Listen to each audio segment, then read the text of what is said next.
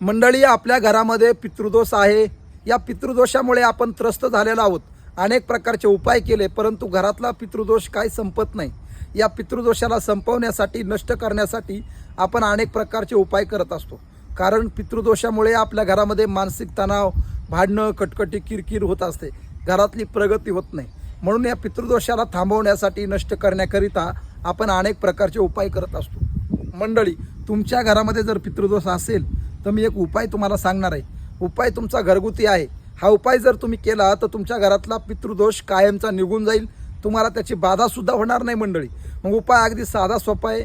मी या व्हिडिओच्या माध्यमातून सांगणार आहे. व्हिडिओ पूर्ण बघा आणि चॅनलला सबस्क्राईब नक्की करा. मंडळी, काय करायचं, हा उपाय तुम्हाला शनिवारच्या दिवशी करायचा आहे.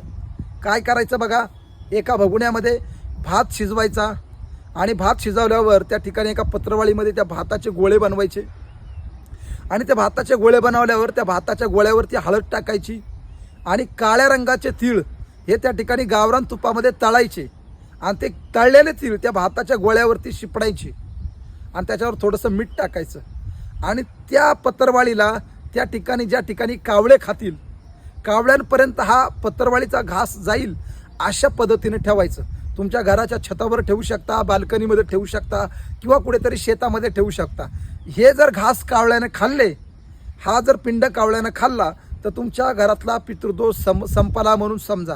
कारण या भातामध्ये जे साहित्य तुम्ही वापरलं आहे हे साहित्यच त्या पितृदोषाला कमी करू शकतं आणि म्हणूनच हा उपाय तुम्ही आवर्जून करा. अगदी रामबाण उपाय आहे. याच्यासाठी तुम्हाला कुठल्या ब्राह्मणाची, कुठल्या श्राद्धविधीची गरज नाही.